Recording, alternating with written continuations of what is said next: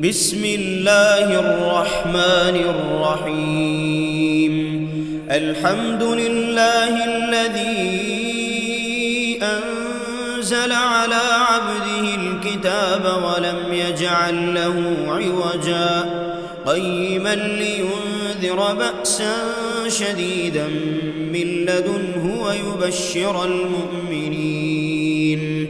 الذين يعملون الصالحات أن لهم أجرا حسنا ماكثين فيه أبدا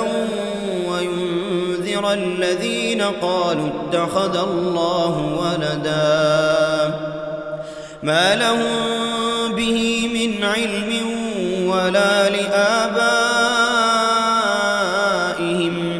كبرت كلمة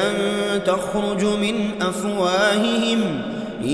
يقولون إلا كذبا فلعلك باخع نفسك على آثارهم إن لم يؤمنوا بهذا الحديث أسفا إنا جعلنا ما على الأرض زينة لها لنبلوهم أيهم أحسن عملا وإنا لجاعلون ما عليها صعيدا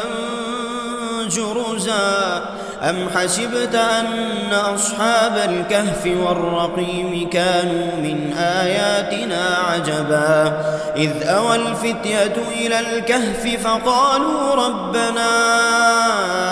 آتنا من لدنك رحمة وهيئ لنا من أمرنا رشدا فضربنا على آذانهم في الكهف سنين عددا ثم بعثناهم لنعلم أي الحزبين أحصى لما لبثوا أمدا نحن نقص عليك نبأهم بالحق إنهم فتية آمنوا بربهم وزدناهم هدى وربطنا على قلوبهم إذ قاموا فقالوا ربنا رب السماوات والأرض لن ندعو من دونه إلها لقد قلنا إذا شططا هؤلاء قوم اتخذوا من دونه آلهة لولا يأتون عليهم بسلطان بين فمن أظلم ممن افترى على الله كذبا وإذ اعتزلتموهم وما يعبدون إلا الله فأووا إلى الكهف ينشر لكم ربكم من رحمته ويهيئ لكم من أمركم مرفقا وترى الشمس إذا طلعت تزاور عن كهفهم ذات اليمين وإذا غربت تقرضهم ذات الشمال وهم في فجوة منه ذلك من آيات الله من يهد الله فهو المهتد ومن يضلل فلن تجد له وليا مرشدا وتحسبهم أيقاظا وهم رقود ونقلبهم ذات اليمين وذات الشمال وكلبهم باسط ذراعيه بالوصيد لو اطلعت عليهم لوليت منهم فرارا ولملئت منهم رعبا وكذلك بعثناهم ليتساءلوا بينهم قال قائل منهم كم لبثتم قالوا لبثنا يوما أو بعض يوم قالوا ربكم أعلم بما لبثتم فابعثوا أحدكم بورقكم هذه إلى المدينة فلينظر فلينظر أيها أزكى طعاما فليأتكم برزق منه وليتلطف ولا يشعرن بكم أحدا إنهم إن يظهروا عليكم يرجموكم أو يعيدوكم في ملتهم ولن تفلحوا إذا أبدا وكذلك أعثرنا عليهم ليعلموا أن وعد الله حق وأن الساعة لا ريب فيها إذ يتنازعون بينهم أمرهم فقالوا ابنوا عليهم بنيانا ربهم أعلم بهم قال الذين غلبوا على أمرهم لنتخذن عليهم مسجدا سيقولون ثلاثة رابعهم كلبهم ويقولون خمسة سادسهم كلبهم رجما بالغيب ويقولون سبعة وثامنهم كلبهم قل ربي أعلم بعدتهم ما يعلمهم إلا قليل فلا تمار فيهم إلا مراء ظاهرا ولا تستفت فيهم منهم أحدا ولا تقولن لشيء إني فاعل ذلك غدا إلا أن يشاء الله واذكر ربك إذا نسيت وقل عسى أن يهديني ربي لأقرب من هذا رشدا ولبثوا في كهفهم 300 سنين وازدادوا 9 قل الله أعلم بما لبثوا له غيب السماوات والأرض أبصر به وأسمع ما لهم من دونه من ولي ولا يشرك في حكمه أحدا واتل ما أوحي إليك من كتاب ربك لا مبدل لكلماته ولن تجد من دونه ملتحدا واصبر نفسك مع الذين يدعون ربهم بالغداة والعشي يريدون وجهه ولا تعد عيناك عنهم تريد زينة الحياة الدنيا ولا تطع من أغفلنا قلبه عن ذكرنا واتبع هواه وكان أمره فرطا وقل الحق من ربكم فمن شاء فليؤمن ومن شاء فليكفر إنا أعتدنا للظالمين نارا أحاط بهم سرادقها وإن يستغيثوا يغاثوا بماء كالمهل يشوي الوجوه بئس الشراب وساءت مرتفقا إن الذين آمنوا وعملوا الصالحات إنا لا نضيع أجر من أحسن عملا أولئك لهم جنات عدن تجري من تحتهم الأنهار يحلون فيها من أساور من ذهب ويلبسون ثيابا خضرا من سندس واستبرق متكئين فيها على الأرائك نعم الثواب وحسنت مرتفقا واضرب لهم مثل الرجلين جعلنا لأحدهما جنتين من أعناب وحففناهما بنخل وجعلنا بينهما زرعا كلتا الجنتين آتت أكلها ولم تظلم منه شيئا وفجرنا خلالهما نهرا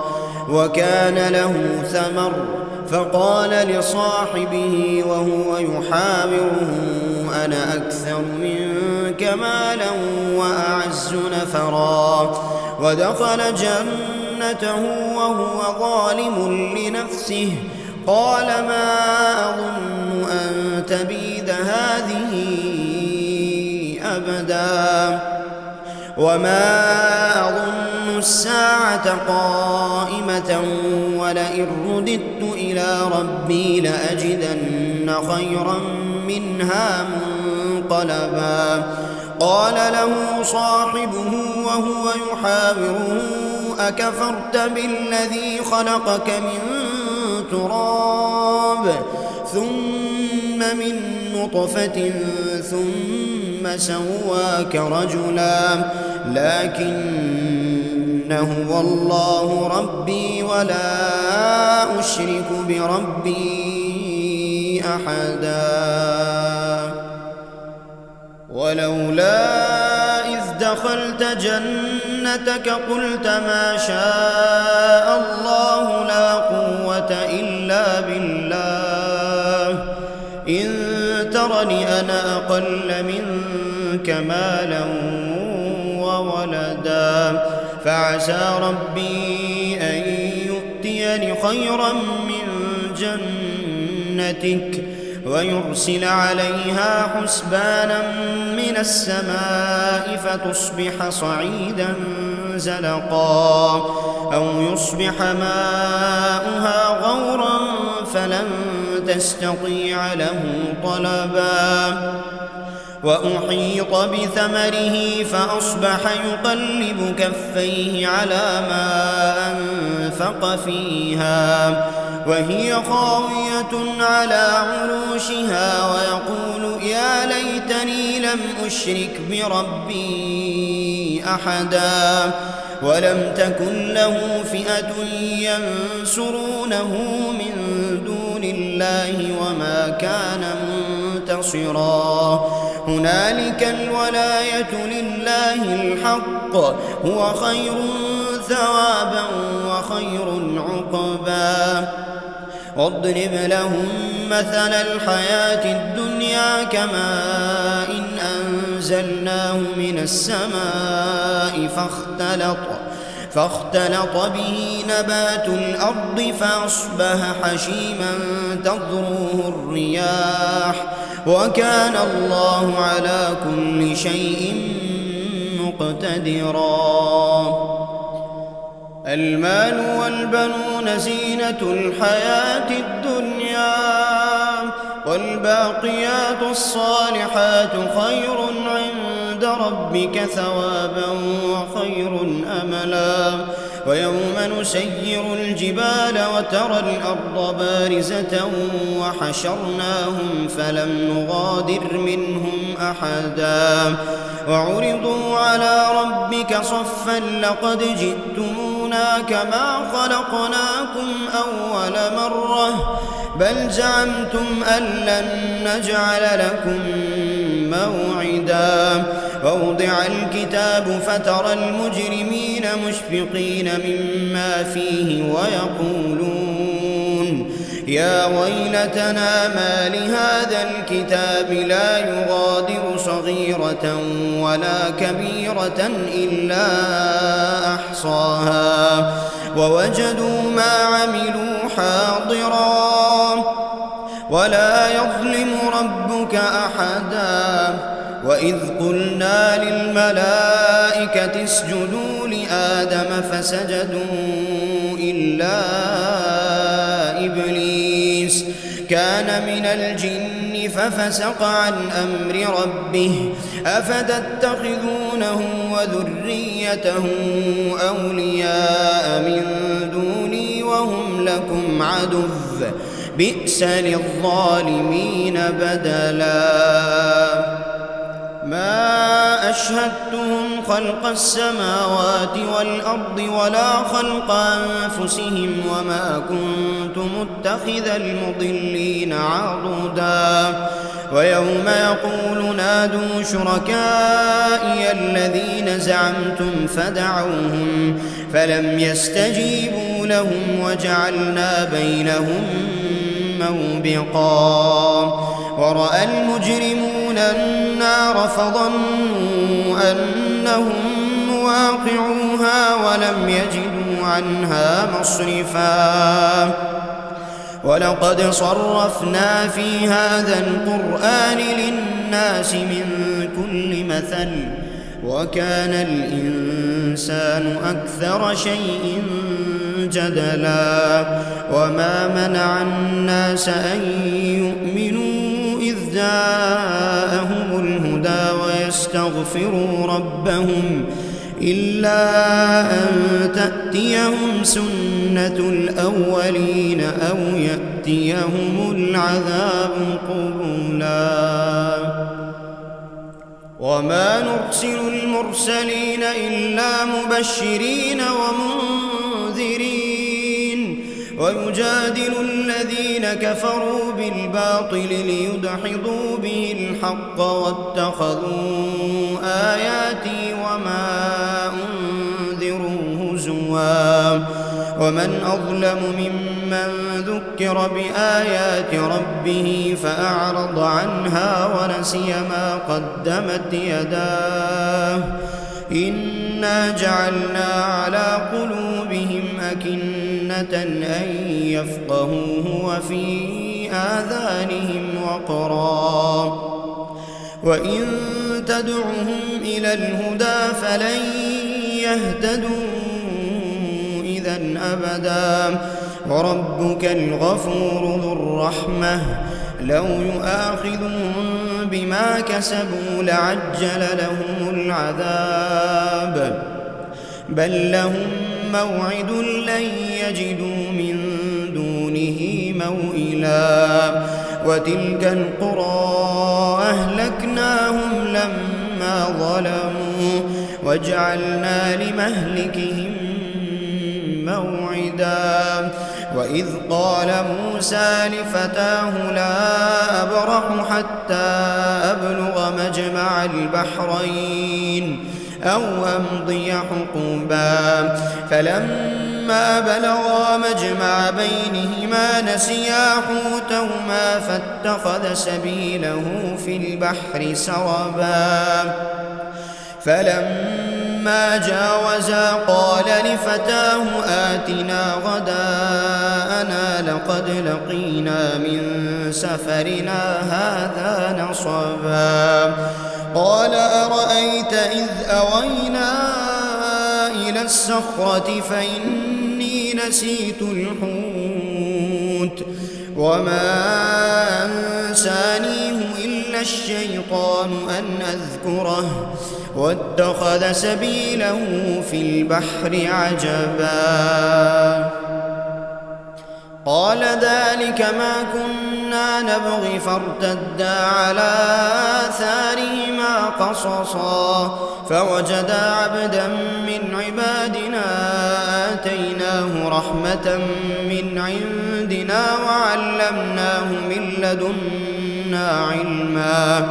قال له موسى هل أتبعك على أن تعلمني مما علمت رشدا قال إنك لن تستطيع معي صبرا وكيف تصبر على ما لم تحط به خبرا قال ستجدني إن شاء الله صابرا ولا أعصي لك أمرا قال فإن اتبعتني فلا تسألني عن شيء حتى أحدث لك منه ذكرا فانطلقا حتى إذا ركبا في السفينة خرقها قال أخرقتها لتغرق أهلها لقد جئت شيئا إمرا قال لم أقل إنك لن تستطيع معي صبرا قال لا تؤاخذني بما نسيت ولا ترهقني من أمري عسرا فانطلقا حتى إذا لقيا غلاما فقتله قال أقتلت نفسا زكية بغير نفس لقد جئت شيئا نكرا قال ألم أقل لك إنك لن تستطيع معي صبرا قال إن سألتك عن شيء بعدها فلا تصاحبني قد بلغت من لدني عذرا فانطلقا حتى إذا أتيا أهل قرية استطعما أهلها فأبوا أن يضيفوهما فوجدا فيها جدارا يريد أن ينقض فأقامه قال لو شئت لاتخذت عليه أجرا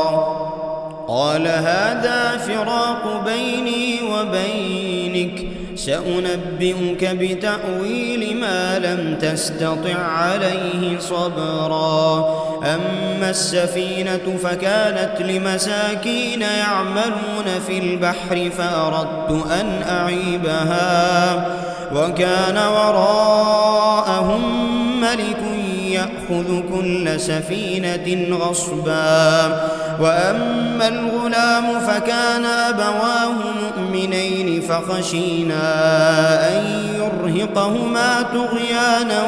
وكفرا فأردنا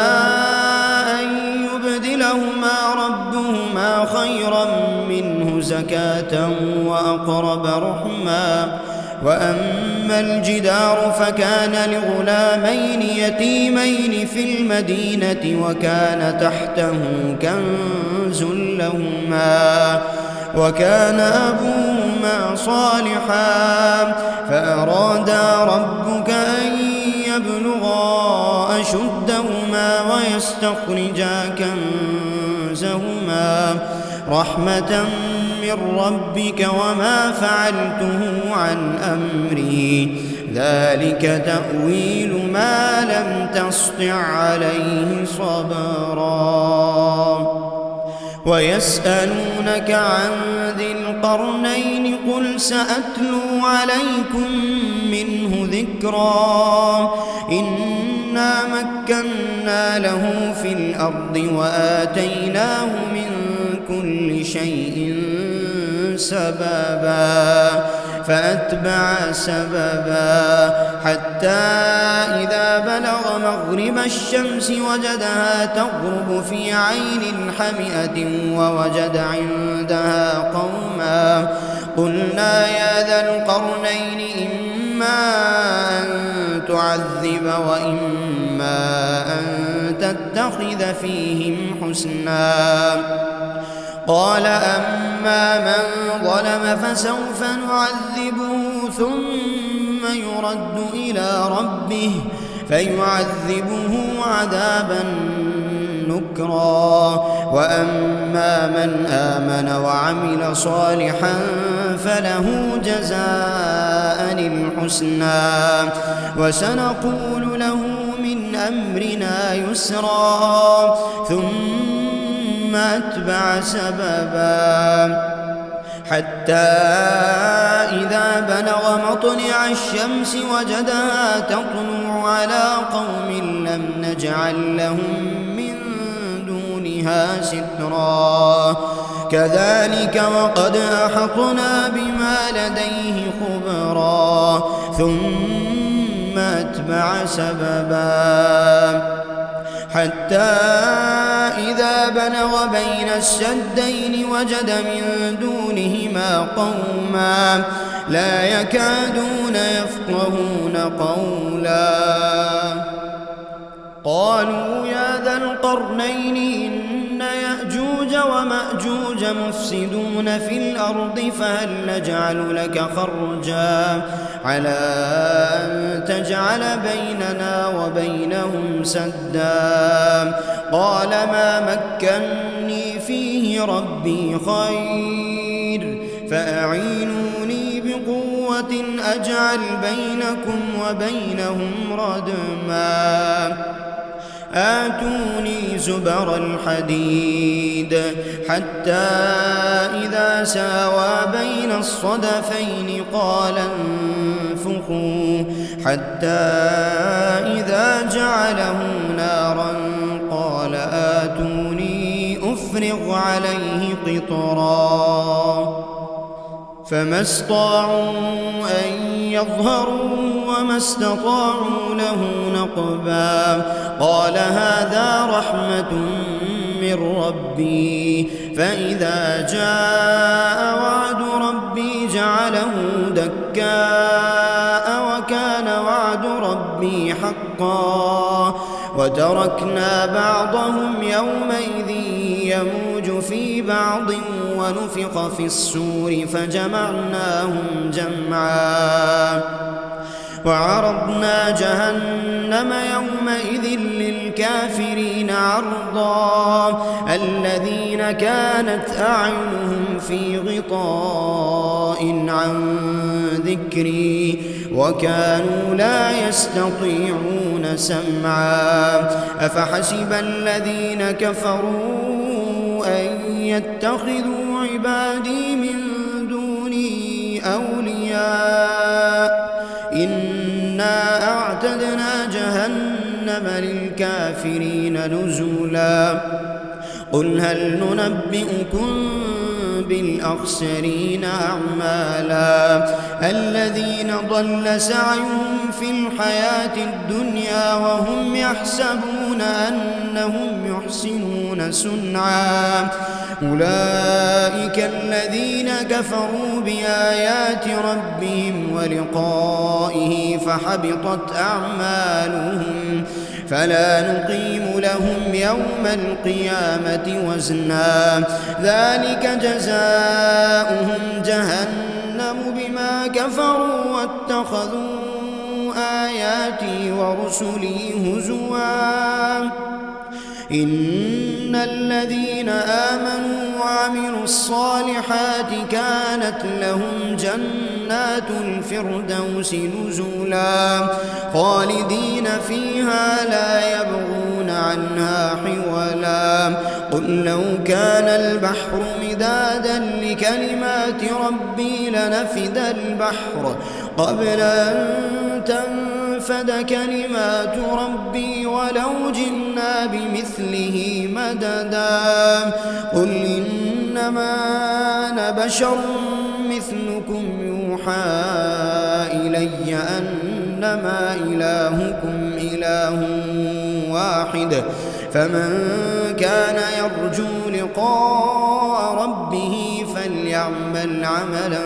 صالحا ولا يشرك بعبادة ربه أحدا.